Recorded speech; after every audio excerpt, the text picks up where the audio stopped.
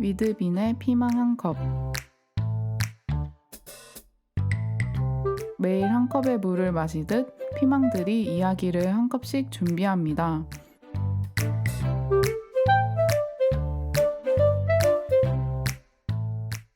안녕하세요. 오늘은 로버트 기요사키의 부자 아빠 가난한 아빠 책 챕터 2 내용을 나누려고 합니다. 챕터 2는 왜 금융 지식을 배워야 하는가인데요. 지금부터 챕터 2의 내용을 요약하여 이야기해 드릴게요. 로버트는 강연을 할 때마다 사람들이 다음과 같은 질문을 한다고 하는데요. 아이들을 준비시키려면 어떻게 해야 할까요? 당신의 성공 비결은 무엇인가요? 이러한 질문을 받으면 로버트는 다음의 기사를 떠올리곤 합니다. 제가 간략하게 이 기사를 읽어드리겠습니다. 제목, 부유한 사업가들의 최후. 1923년 미국의 위대한 사회 지도자들이자 부유한 사업가들이 시카고에 위치한 호텔에서 모임을 가졌다.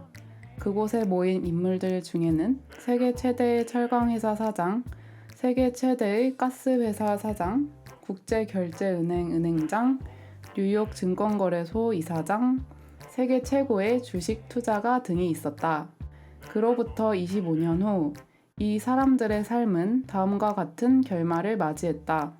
어떤 사람은 무일푼으로 죽고 어떤 사람은 외국에서 가난하게 죽음을 맞이했으며 어떤 이는 미치광이가 되었다.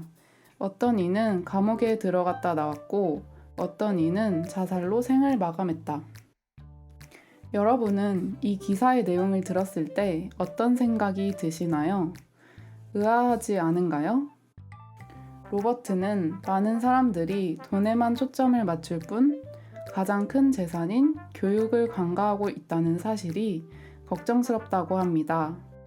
금융 지식이 없다면 돈은 얼마인가 사라지기 때문이죠. 한 농구 선수의 이야기를 들려드리겠습니다. 1년 전에 그는 백만장자였다. 하지만 지금 그는 친구들과 변호사, 회계사가 자신의 재산을 모두 빼앗아갔다고 주장하며 겨우 29의 나이에 세차장에서 일하는 신세로 전락하고 말았다. 이 이야기에서 볼 수 있듯이 로버트는 장기적으로 볼 때 돈을 얼마나 버느냐가 아니라 얼마나 모을 수 있고 또 얼마나 오랫동안 그것을 보존할 수 있는가가 중요한 요소라고 하죠. 로버트의 어린 시절부터 부자 아버지는 돈에 대한 지식을 강조했다고 하는데요. 그러나 농경시대에 만들어진 우리의 학교 제도는 여전히 기초도 쌓지 않고 집을 지어 올리는 격입니다. 그래서 아이들은 돈에 대한 기초 지식도 없는 채 학교를 졸업하죠. 그러다 아메리카 드림을 꿈꾸며 빚 때문에 잠을 설치던 어느 날 금전적인 문제를 해결하려면 빨리 부자가 되는 길을 찾는 것뿐이라는 결론을 내리게 되는 것이죠. 이제 첫 번째 규칙에 대해 살펴볼까요? 첫 번째 규칙, 자산과 부채의 차이를 알고 자산을 사라. 부자 아버지는 이렇게 말하는데요. 부자들은 자산을 취득한다. 그렇지만 가난한 이들과 중산층은 부채를 얻으면서 그것을 자산이라고 여기지. 챕터 2를 조금 더 읽다 보면 자산과 부채의 현금 흐름 패턴이 나오는데요. 여기서 여러분이 알아야 할 것은 손익계산서와 대차대조표의 의미입니다. 손익계산서는 수입과 지출, 즉 들어오는 돈과 나가는 돈을 측정하고요. 대차대조표는 자산과 부채의 대차를 비교합니다. 로버트가 미국 최고 부자들의 스토리로 설명을 시작하는 것은 돈이 모든 문제를 해결해 줄 것이라는 생각이 얼마나 잘못되었는지를 보여주기 위해서라고 합니다. 대부분의 사람들은 현금 흐름을 이해하지 못하기 때문에 자신이 금전적인 문제에 시달리는 이유에 대해서도 알지 못하는데요. 교육을 많이 받고 직업적으로 성공한 사람도 돈에 대해서는 무지할 수 있는 것이죠. 이런 사람들은 대개 필요 이상으로 열심히 일하는 경향이 있는데 그것은 이들이 열심히 일하는 법만 배웠을 뿐 돈이 자신을 위해 일하게 하는 법을 배우지 못했기 때문이죠. 따라서 돈을 더 많이 번다고 해서 금전적인 문제가 해결되는 경우는 거의 없습니다. 문제를 해결하는 것은 바로 지식인 것이죠. 로버트의 아버지는 일본인들이 세 가지 힘을 알고 있다고 하는데요. 바로 검의 힘, 보석의 힘, 거울의 힘입니다. 그중 거울의 힘을 이용하면 스스로에게 이렇게 물을 수 있습니다. 이게 일리가 있나? 대부분의 사람들은 자신의 내적 지혜, 자신 안에 담긴 천재성을 믿지 않고 외부의 대중을 따르는데요. 남들이 모두 하기 때문에 자신도 따라하는 것이죠. 예를 들면 집은 가장 큰 투자처다. 안전한 직장을 얻으라. 실수하지 마라. 리스크를 피하라 등이 있죠. 많은 금전적인 문제들이 남들이 하는 대로 따라가려고 할 때 비롯됩니다. 그러므로 우리는 때때로 거울을 들여다보며 두려움이 아닌 우리의 내적 지혜를 따라야 할 필요가 있는 것이죠. 부자 아버지는 학교란 좋은 고용주가 아니라 좋은 직원들을 육성하는 곳이라고 말합니다. 로버트와 마이크는 이 말을 이해하기 시작했다고 하는데요. 어느 날 마이크와 로버트는 교사들에게 학교에서 배우는 것을 어떻게 실생활에 적용하는지 물어보았다고 합니다. 그리고 왜 학교에서는 돈에 대해서 그리고 돈의 작용 원리에 대해 가르치지 않는지 물어보았다고 합니다. 저도 이 구절을 읽으며 많은 공감이 되었는데요. 여러분은 학교에 대해 어떻게 생각하시나요? 학생 시절에는 대부분의 시간을 학교에서 보냅니다. 저 또한 학교에서 배우는 지식을 어떻게 실생활에 적용하는지 의문을 가진 적이 있었는데요. 이 질문에 대해서 교사들은 돈이란 별로 중요하지 않으며 좋은 성적을 받으면 돈은 따라온다고 대답합니다. 이후 마이크와 로버트는 돈의 힘에 대해 잘 알게 되면서 점점 교사들과 친구들로부터 멀어졌다고 합니다. 그렇다면 부자가 더 부자가 되는 이유는 무엇일까요? 부자들은 자산 부문이 지출을 상쇄하고도 남을 정도로 충분한 수입을 창출하기 때문입니다. 남는 돈은 다시 자산 부문에 재투자하죠. 그러면 자산 부문은 계속해서 불어나고 자산이 창출하는 소득 역시 함께 증가합니다. 그 결과 부자는 점점 더 부자가 되는 것이죠.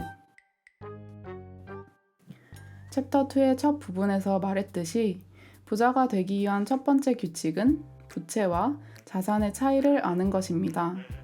일단 그 차이를 파악하고 나면 수입을 창출하는 자산을 사는데 전념해야 합니다. 그것이 부자의 길로 들어서는 최상의 방법인 것이죠. 그 길만 잘 따른다면 자산 부문은 증가할 것이고 부채와 지출을 줄여 더 많은 돈을 자산 부문에 투자할 수 있게 됩니다. 또 자산 기반이 안정적으로 자리 잡히면 보다 위험한 투자로 눈을 돌릴 수도 있는 것이죠. 주택을 보유한 고용인은 일반적으로 이렇게 일한다고 하는데요. 첫 번째, 고용인은 회사를 위해 일합니다. 두 번째, 고용인은 정부를 위해 일합니다. 당신이 열심히 일하면 일할수록 정부가 가져가는 세금은 늘어나죠. 대부분의 사람들은 1년 중 1월에서 5월까지 순전히 정부를 위해서 일하는 셈이라고 하는데요. 저는 여기서 많은 충격을 받았습니다. 세 번째는 고용인은 은행을 위해 일합니다. 세금 다음으로 가장 큰 지출 항목은 주로 주택 융자금과 신용카드 빚이기 때문이죠. 버크민스터 플러라는 사람은 재산에 대해 이렇게 정의하는데요. 재산이란 사람이 앞으로 생존할 수 있는 능력이다. 다시 말해, 내가 오늘 일을 그만둔다면 앞으로 얼마나 오랫동안 생존할 수 있을 것인가 하는 것이다. 그럼 지금부터는 다음의 간단한 법칙들을 기억해 볼까요? 1번, 부자는 자산을 산다. 2번, 가난한 이들은 오직 지출만을 한다. 3번, 중산층은 부채를 사면서 그것을 자산이라고 여긴다. 여러분도 이 세 가지의 법칙들을 잘 기억하시기 바랍니다. 또 나의 손익계산서와 대차대조표를 작성해 보는 것도 좋을 것 같습니다. 그리고 나는 평소에 자산을 사고 있나? 부채를 사고 있나? 나에게 진정한 자산이 있는지를 점검하면서 작성하시면 여러분에게 많은 도움이 될 거라고 생각합니다.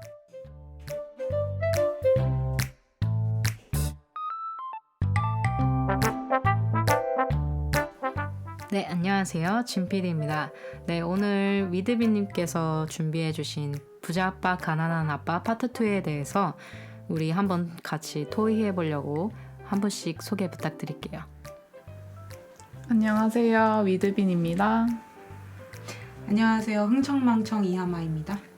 안녕하세요. 윤트입니다.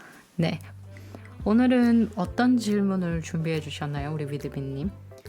네, 저는 부자 아빠, 가난한 아빠 챕터 2에 있는 다양한 질문들 중에서 6번 내용에 대해서 나누려고 하는데요. 대부분의 사람들이 교육받지 못한 것은 돈을 버는 방법이 아니라 돈을 관리하는 방법이다. 이 사실에 동의하거나 동의하지 않는 이유는 무엇인가요? 입니다. 우리 위드비님 어떻게 생각하셨는지. 네, 제가 먼저 말씀을 드리자면 저는 대부분의 사람들이 교육받지 못한 것은 돈을 관리하는 방법이라는 사실에 동의합니다. 그 이유는 대부분의 사람들은 어릴 때부터 학교 교육을 받잖아요. 그래서 대부분의 시간을 학교에서 보내고 성인이 되어 일을 합니다. 그런데 학교는 직원들을 배출해내는 시스템을 갖고 있기 때문에 돈에 대해서는 교육하지 않는다고 생각을 합니다. 그래서 많은 사람들이 일을 하고 돈은 벌지만 돈을 관리하는 방법에 대해서는 무지하다고 생각을 했고요. 이러한 무지가 삶의 전체적인 부분에 있어서 위험하다는 생각을 했는데요. 여기서 챕터 1의 내용을 빌려오자면 어떤 의문점에 있어서 남을 탓하는 것이 아니라 나에게 문제가 있다고 인식하고 그것을 해결하려고 시도하다 보면 분명히 좋은 결과가 있을 것입니다. 이런 내용이 있었는데요. 또 저에게 와닿았던 문장은 남을 바꾸기보다 나를 바꾸기가 훨씬 쉽기 때문이죠. 이 문장을 읽고 제가 생각한 점은 학교에서 돈에 대해 교육하지 않았기 때문에 내가 돈을 관리하는 방법을 모르는 거야 라고 불평하지 않기로 했습니다. 앞으로는 금융 지식에 대해서 공부할 수 있는 책들을 살펴보면서 저의 관점을 바꾸려고 노력할 것입니다. 네, 저의 의견은 여기까지고요. 또 다른 분들의 이야기도 들어보겠습니다. 저도 위드비님이랑 똑같이 동의하는 의견으로 했었고 사실 어린 아이들에게 가서 물어봐도 돈을 버는 방법은 우리가 모르는 사람이 없잖아요. 뭐 일을 하든 뭐 아이들 같은 경우는 용돈을 받는 방법이라던가 물론 그런 것도 뭐 옛날 책 같은 것도 보면 막 구두를 닦아서 100원씩 받았다던가 약간 이런 식으로 흰머리 뽑고. 네, 맞아요. 안마해드리고 막 그러니까 돈을 버는 방법은 정말 어렸을 때부터 터득을 하지만 돈을 관리하는 거는 내가 모은 돈을 그대로 가지고 있는 것도 중요하지만 뭐 이런 책이나 이런 걸 봤을 때는 어쨌든 뭔가 더 돈을 더 불린다던가 이율이 더 붙어가지고 그런 것도 있다고 생각하는데 학교에서도 그런 돈을 관리하는 법에 대해서 배우기 좀 어려운 것 같아요. 그래서 저는 20살이 되고 바로 경제활동하면서 돈을 벌었었는데 돈을 관리하는 거는 조금 스스로 터득했던 것 같아요. 근데 저는 돈이 있으면 다 써버리는 사람이기 때문에 아예 월급 들어오는 날 적금을 아예 자동이체를 해버리는 거예요. 그리고 남은 돈만 쓸 수 있게. 또 돈이 없으면 돈이 없는 대로 안 쓰니까 그렇게 하면서 또 이제 저 작년쯤부터 시작했던 거는 적금 말고 저희 아빠가 저에게 제안을 해서 한번 펀드라던가 이런 걸 알아봐라 해서 저는 그냥 은행에 물어봤어요. 그래서 은행에 물어봐서 괜찮은 펀드 적금 어떤 게 있을까요? 하고 상품만 골랐어요. 그 회사 어떤 곳에 펀드를 할지. 그래서 거의 은행의 도움을 많이 받았고, 제가 보는 이제 좀 비혼 커뮤니티 같은 데서는 이제 주식이나 이런 것도 정보가 많더라고요. 근데 사실 아직은 흥미가 가지 않아서 가보진 않았지만, 이 오늘 챕터를 듣고 나니까 한 번쯤은 꼭 봐도 괜찮겠다라는 생각이 들었습니다. 진짜 근데 저도 생각이 든 게 아까 월급 들어오면 정말 다 흥청망청 쓴다 했잖아요. 그래서 저를 소개할 때 흥청망청 이하만 하는데 저 돈 정말 잘 씁니다. 돈 쓰는 거 진짜 잘하고요. 정말 좋아해요, 쓰는 거. 저도 그래서 여기 118쪽에 바보는 돈이 생기면 흥청망청 써버린다. 이 구절을 보는 순간 진짜 네. 접니다. 그게 바로 막 그 생각을 했는데 진짜 돈을 어떻게 벌겠다? 돈을 어떻게 벌고 내 삶을 살겠다라는 생각을 대학 졸업할 때까지도 못 해본 것 같아요. 아미를 만나서부터 내가 어떻게 내 삶을 꾸리고 내 돈을 어떻게 벌어서 내가 어떻게 관리를 해야겠다라는 걸 진짜 알게 되고 이 피망 미팅에서 우리 수빈 리더님께서 이제 부자 아빠 가난한 아빠 이 책이 우리 잼스톤의 필수 도서 목록에 있다는 건 알았지만 선뜻 읽어보진 않았었는데 위드비님께서 만약에 이제 이걸 먼저 제안하지 않았으면 언젠간 읽겠지라고 하면서 안 읽었었을 것 같은데 위드비님을 통해서 읽게 되면서 와 그렇지 막 이제 막 배우는 게 점점 더 많아졌어요. 그래서 저는 돈을 버는 방법, 돈을 관리하는 방법. 저는 진짜 저도 동의해요. 이건 다 동의한다고 이 책을 읽고 나면 다 동의한다고 얘기할 수밖에 없을 것 같아요. 진짜. 저는 그 생각 되게 많이 들고 그래서 저는 여기서 한 가지 깨달은 게 아무리 돈을 제가 많이 벌어도 돈을 버는 방법을 알고 있어도 돈이 저한테 머물지 않는 거라는 걸 깨달았어요. 제가 돈이 제 곁을 떠나지 않게 뭔가 나한테 머물다 가도 이 돈이 나한테 이 돈 스스로도 뭔가 의인화해서 얘기하면 내 옆에 있다가 있으면 좀 의미 있게 사용될 수 있구나 라는 거를 돈도 알아야지 좀 머물다 가지 않을까? 정말 그럴 생각할 겨를도 없이 완전 생기면 바로 흥청망청 써버렸으니까 그래서 그런 거를 저도 동의하죠. 우리 진 PD님은 어떠세요? 저는 동의도 하면서 동의하지도 않으면서 약간 반반인 것 같아요. 왜냐면 어쨌든 돈 버는 방법도 그렇고 돈 관리하는 방법도 저는 배우지 않는다고 생각이 들어서 제대로 된 돈을 버는 방법과 제대로 된 돈을 관리하는 방법 그거를 배우지 않았어가지고 저부터 배우질 않았어가지고 제가 알게 된 게 이제 아메이 사업을 듣고 나서 제대로 돈 버는 방법과 제대로 돈을 관리하는 방법을 배웠거든요.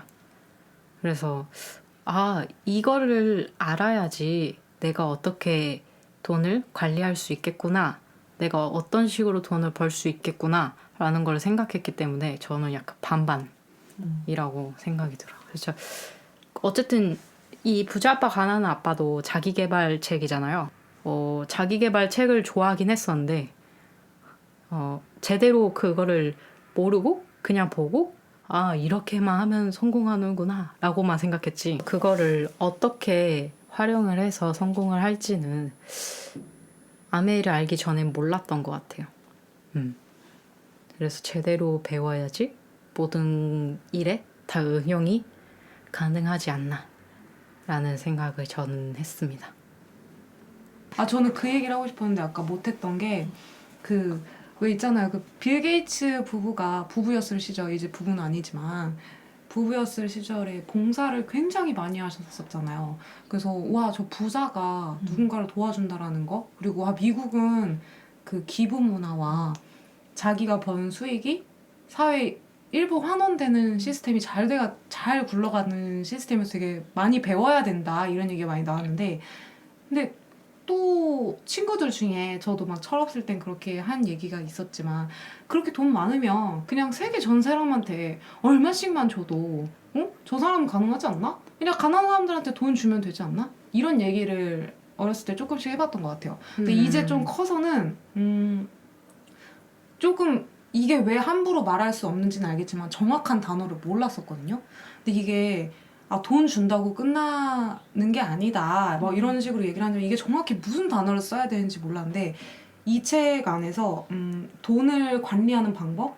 이 자체가 그 단어 자체를 좀 찾은 듯한 느낌이 들었어요. 이 질문으로. 돈을 관리하는 방법이 진짜 더 중요하구나. 그 어떻게 보면 아메이 시스템 자체가 그거잖아요. 물고기를 잡아서 맛있는 고등어 구이를 해서 먹여. 한 끼 대접을 해. 그러면 그때 당시에 배고픔은 해결해도 만약에 이 물고기를 잡는 것을 알려준다던가 이 물고기를 장바구니를 만들어서 매달 집으로 배송 오는 시스템을 알려줘. 그러면은 매달 고등어 구이를 먹을 수 있는 시스템을 알려주는 거잖아요. 약간 이런 식으로 생각을 하면 그래서 그냥 단순히 돈 준다고 끝나는 게 아니구나. 이 사람들한테도 돈을 관리하는 방법을 알려주지 않는 이상 돈을 줘봤자 빌 게이츠도 어쨌든 자기 시스템으로 돈을 번 사람인데 이게 또 이상한 데로 들어갈 수밖에 없는 게 되겠구나. 모든 좋은 일에는 또 다른 식으로 악으로 이용되는 경우도 많으니까 이게 어느 쪽으로든 또 빠져나갈 수 있는 시스템이 만들어지겠구나. 그래서 단순히 돈 준다고 끝나는 게 아니구나. 내가 정말 누군가를 돕고 싶고 내가 도와주는 어느 부분이 있다면 그쪽에서도 내가 애써서 번 돈이 잘 굴러가고 이 사람들한테도 정말 좋은 시스템으로 굴러가게 하기 위해서는 서로 같이 배워야 되는구나. 그 생각이 되게 많이 들었어요. 그래서 나 자체도 그런 돈이 머물다 가는 시스템을 잘 배워야 되는 게 맞구나. 그 생각도 되게 많이 들고.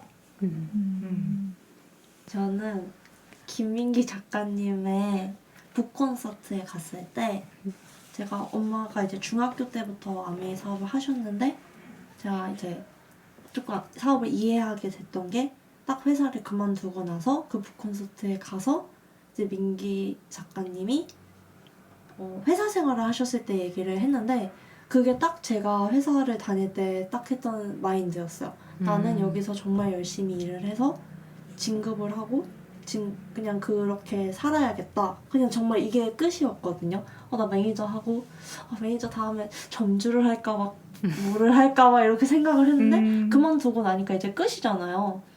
그러고 제가 그만뒀던 것도 이제 아무래도 서비스직이고 바쁘게 움직이다 보니까 발도 지금 몇 번 도와주러 나가는데 벌써 다시 발이 내성발톱이 다시 생기고 목이 아프고 말을 하니까 막 그런 힘든 일들이었어요. 근데 정말 똑같이 얘기했듯이 지금 나의 매니저가 내 미래 모습이다 라고 생각했을 때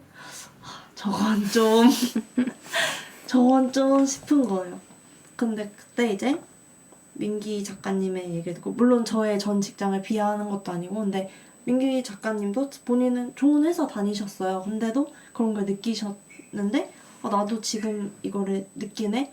그렇다면 방법은 뭐가 있을까? 하고 북콘서트를 끝까지 듣고 나서 되게 많은 생각을 했어요. 다른 선택지가 생긴 거예요, 저한테.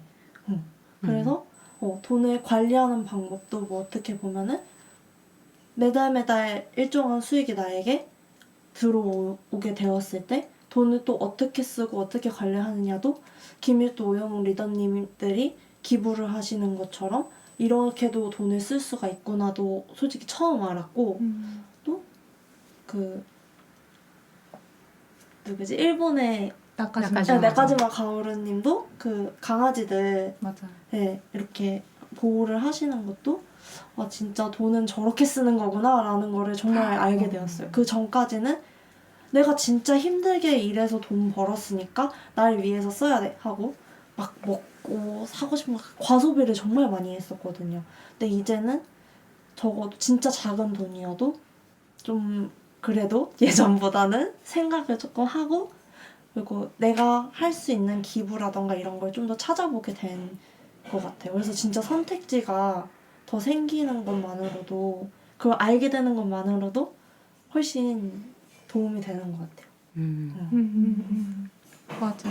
부자들이 정말 좋은 부자들이 좋은 돈을 쓴다라는 게 많이 배웠던 게 김일도 오영록 리더님, 나카지마 가오루 리더. 저 안내견들의 노후가 어떨지 생각을 한 번도 해본 적이 없었거든요. 근데 그 나카지마 가오루라는 리더님께서 많은 강아지 유기견이라고 딱 그냥 뭉뚱그려서 얘기할 수도 있을 것 같고 뭔가 돌봄이 필요한 아이들이라고 얘기를 할 수 있겠지만 그게 아니라 딱 정말 세분화시켜서 저는 그런 노후를 보낼 거라 생각을 못 했거든요. 한번 이거 들어보시는 분들도 그 안내견의 노후에 대해서 한 번쯤은 생각해 보셔도 좋을 것 같고 알아보셔도 좋을 것 같고 저도 그래서 알게 됐어요. 그래서 아 내가 돈을 나중에 뭔가 나도 기부를 하거나 뭔가 했을 때 되게 누군가한테 알려줄 수 있는 계기도 되겠다. 그런 계기도 되겠다 생각이 들기도 했던 이야기였던 것 같아요. 좀 너무 좋은 스토리였어요. 맞아요. 저도 갑자기 그 생각이 들었는데 진짜 돈 관리하는 게 중요한 게 이제 기부를 할 때 그냥 돈을 주잖아요. 그러니까 이제 뭐 아프리카나 그런 어려운 나라들한테 돈을 주면은 그 돈을 그냥 쓰고만 돼. 그러면 그 다음에 돈을 또 주기를 기다린대. 그러니까 내가 거기서 발전하지 않는 거야. 그래서 그거를 이제 가난한 마인드라고 말씀하셨는데 그 나쁜 마인드가 아니라 모르기 때문에 이 돈은 이렇게 벌고 돈은 그렇게 쓰는 거라고 알았기 때문에 이거를 어떻게 관리하고 어떻게 쓰는지 몰라서 절대로 돈을 주면 안 된대. 그래서 유니세프에서 학교를 지었던 이유가 교육으로 그 가난에서 벗어날 수 있는 그런 지식을 넣어서 그렇게 해서 교육을 하는 것도 그렇고 그래서 컴패션 같은 경우도 아이들한테 옷도 주고 학비도 지원해주고 그렇기 때문에 그런 기부를 하는 곳을 진짜 기부도 잘 알아봐야 된다고 맞아요. 하더라고요. 문제도 많이 되니까요. 그렇죠. 어때요? 여러분은 얼만큼 벌고 싶으세요? 생각하는 게 있을까요, 혹시?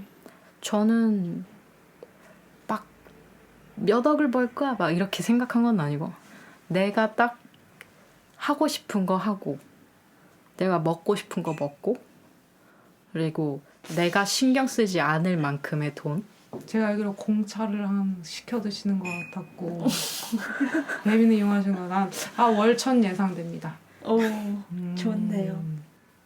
그렇게 많이는 아니라고 얘기할 수는 없는 것 같은데요. 저도 그렇습니다.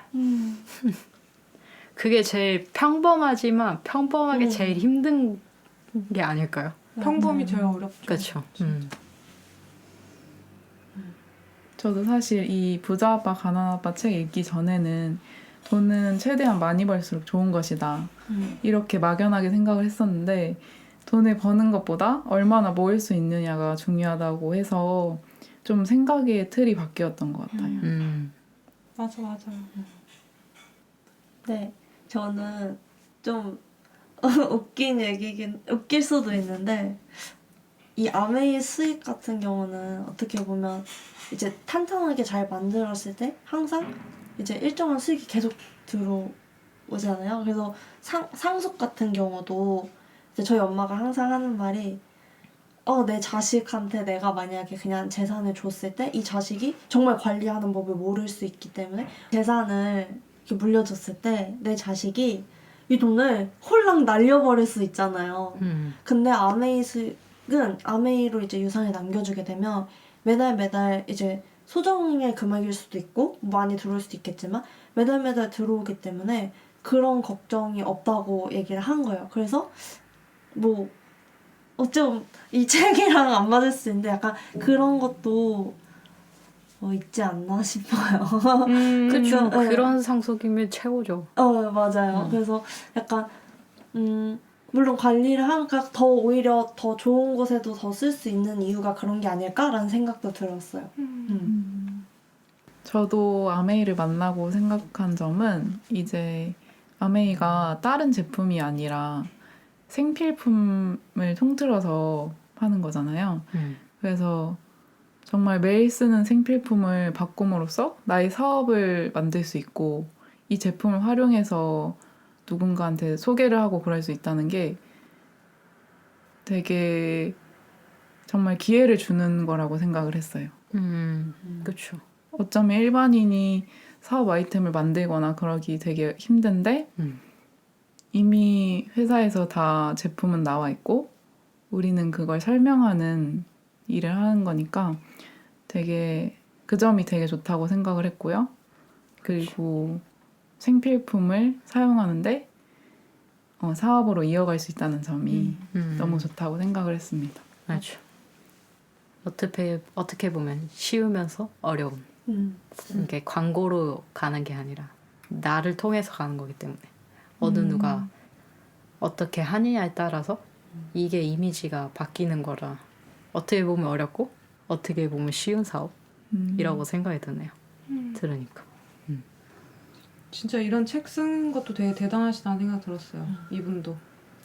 우리가 이렇게 전달을 하고 하는 것도 이런 책의 형태는 아니지만 우리도 기회를 받았듯이 누군가한테 기회를 전달하는 사람이기도 하잖아요. 근데 이렇게 자신만의 방법으로 부자 아빠, 가난한 아빠 또 다른 책들도 있지만 이런 책의 형태로 이런 경제에 대한 정보를 알려주신 것도 되게 존경하고 그래요. 그렇죠. 이런 것도 되게 스스로 깨우쳐 가신 분이잖아요.